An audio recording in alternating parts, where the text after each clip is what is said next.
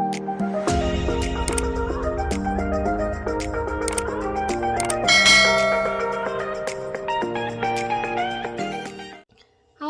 balik lagi di channel aku, Ninda Fatmawati.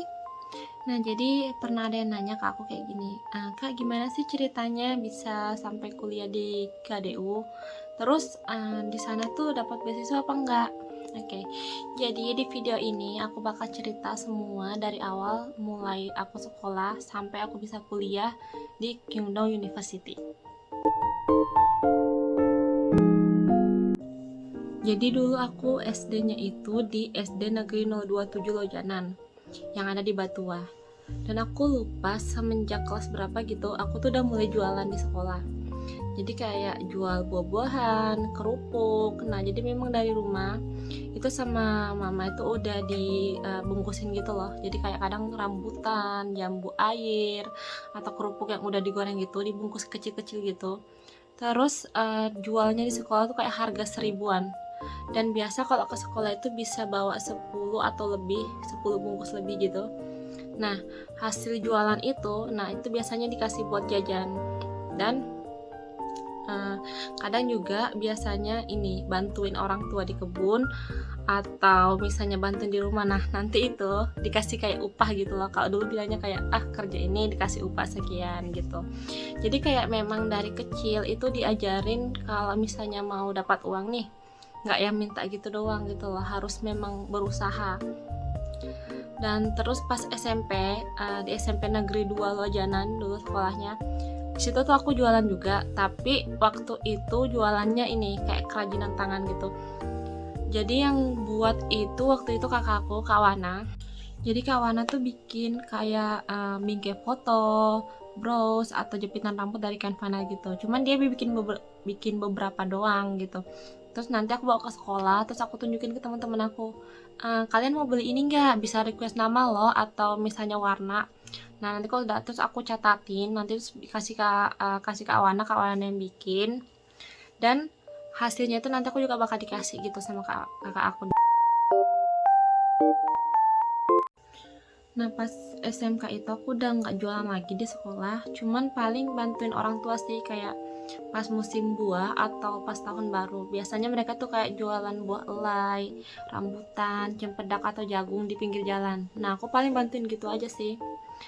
Terus pas udah kelas 3 SMK, aku tuh ngomong sama orang tua, "Pak, Mah, aku mau kuliah ya nanti pas udah lulus." Terus mereka dibilang oke silahkan gitu. Cuman aku tahu waktu itu sebenarnya mereka tuh nggak punya uang yang cukup buat biayain aku kuliah, tapi mereka tuh tetap nge-support gitu. Aku ingat satu hal, jadi orang tua aku tuh pernah diremehin sama orang lain gitu loh. Kejadiannya pas kakak aku mau masuk SMK, waktu itu di SMK Purwajaya.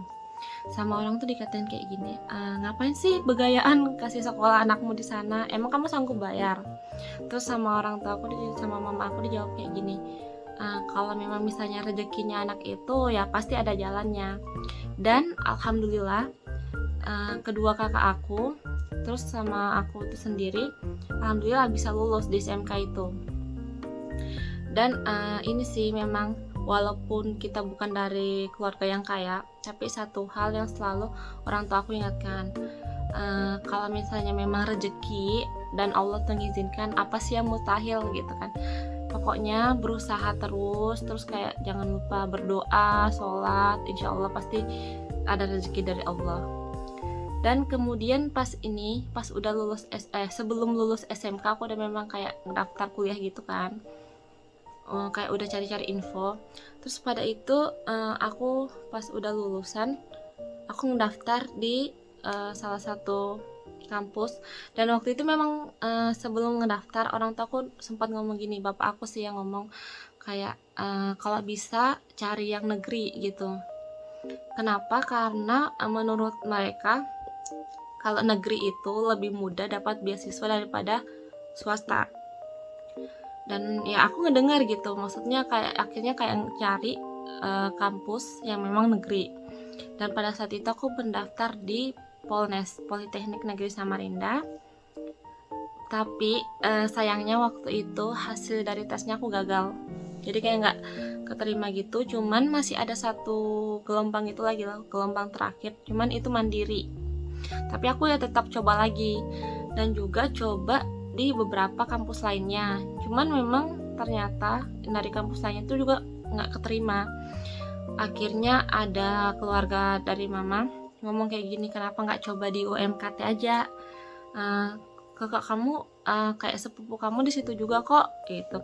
Pada akhirnya aku tetap mendaftar lagi di gelombang terakhir di Polnes, terus ngedaftar juga di UMKT. Nah, dan UMKT itu one day service. Jadi kayak misalnya hari ini kita datang mendaftar, hari itu juga dites, dan hari itu juga keluar hasilnya langsung. Dan pas aku coba ke sana, aku daftar dan tesnya, alhamdulillah waktu itu lulus. Dan proses terakhirnya buat benar-benar diterima itu tinggal kayak ngedaftar ulang, bayar gitu loh, melakukan pembayaran. Tapi aku nggak langsung bayar waktu itu. Terus pas ke hasil dari Polnes itu juga ternyata lulus, cuman nggak 100% dinyatakan lulus.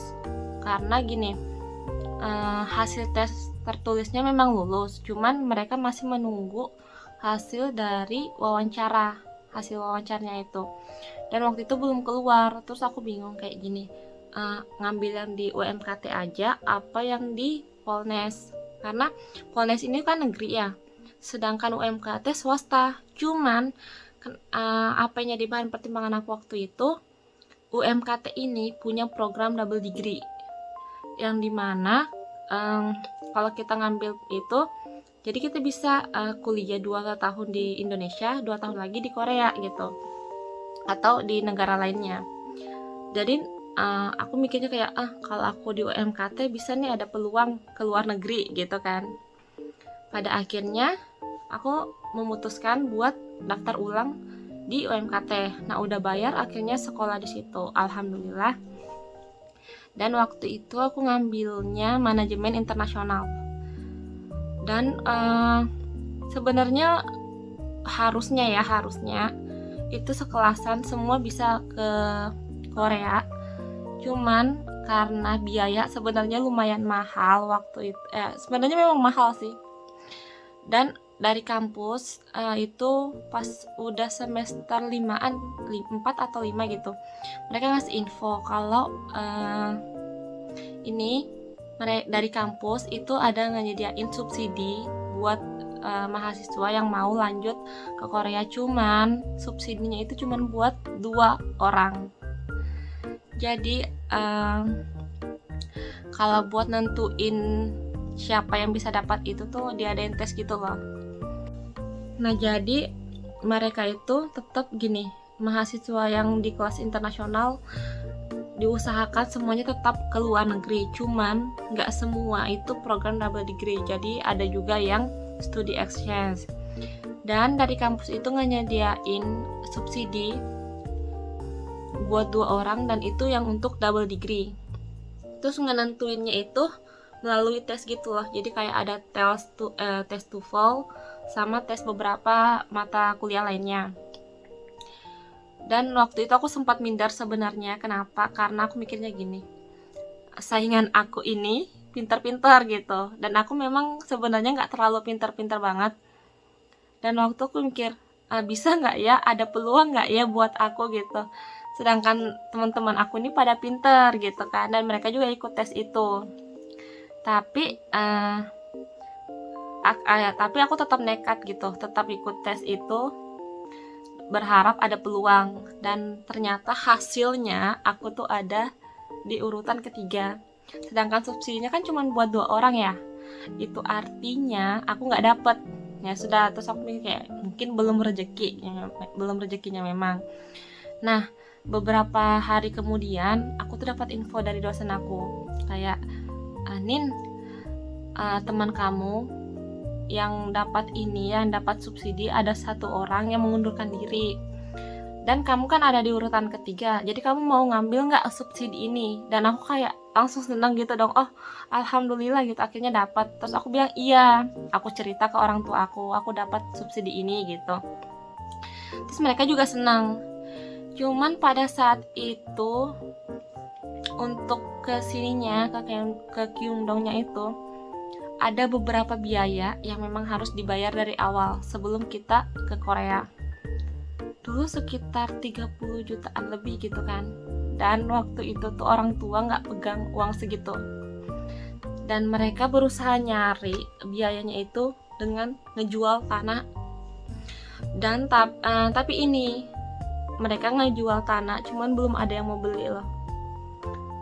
Pada akhirnya kayak bingung gitu kan, kayak aku ngomong sama dosen akhirnya kayaknya mengundurkan diri gitu kan, karena belum punya uang segitu, sampai di deadline-nya gitu belum punya uang segitu. Akhirnya udah nyerah gitu kan, awalnya nyerah. Terus tiba-tiba beberapa mungkin ada semingguan lebih, tiba-tiba dapat info lagi dari dosennya kalau keberangkatannya itu diundur gitu. Waktu itu harusnya berangkat Agustus, cuman karena waktu itu karena corona tuh masih agak tinggi waktu itu, akhirnya diundur ke bulan Februari apa Maret gitu waktu itu, 2021. Terus akhirnya kayak ini ngomong lagi sama orang tua kayak diundur gitu kan. Terus kata bapak, ya udah ambil aja gitu, kan masih ada beberapa bulan, siapa tahu masih bisa ngumpulin uang segitu gitu kan. Akhirnya ngomong lagi sama dosen, udah mau ngambil gitu. Tapi pada akhirnya sampai waktunya deket-deket mau berangkat itu pun belum dapat uangnya.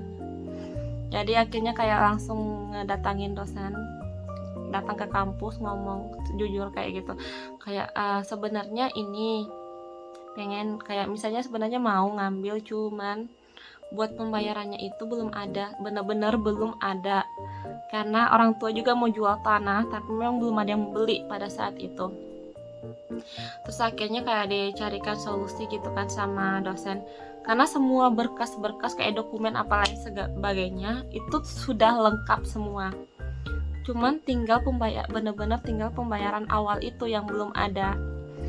Dan dicarikan solusi, akhirnya dibantu sama dosen waktu itu, dibantuin buat ngajuin pinjaman ke kampus. Jadi kayak minjem ngajuin kayak proposal gitu buat peminjaman dana ke kampus, dan alhamdulillah akhirnya waktu itu disetujuin. Akhirnya kayak biayanya itu dibayar dulu dari kampus, dan dari situ udah akhirnya bisa berangkat ke Korea sampai di Kyungdong University ini, alhamdulillah. Dan ini sih pas nyampe sini waktu itu memang nggak bawa uang, sebenarnya bawa uang dikit aja, benar-benar kayak pas-pasan gitu. Pas nyampe di sini mungkin kayak sekitar sebulanan itu alhamdulillah dapat kerjaan part time gitu, dan itu dapat dari teman waktu itu, dan lumayan sih gajinya. Oh iya, jadi pas kuliah di Indonesia itu sebenarnya aku juga sambil kerja part time di salah satu restoran yang ada di Samarinda, namanya itu Sabindo. Nah, dan hasil dari kerjanya itu aku pakai buat bayar kos sama kebutuhan sehari-hari aku. Kalau untuk biaya kuliah sendiri sebenarnya waktu itu tuh masih dibiayain sama orang tua. Kemudian pas sampai di Korea sini aku kerja part time lagi di salah satu perusahaan kayak yang jual ayam goreng gitu. Dan alhamdulillahnya hasil kerja di sini itu cukup buat bayar kuliah, tempat tinggal, sama kebutuhan sehari-hari. Jadi udah nggak minta uang gitu lagi loh sama orang tua dari Indonesia.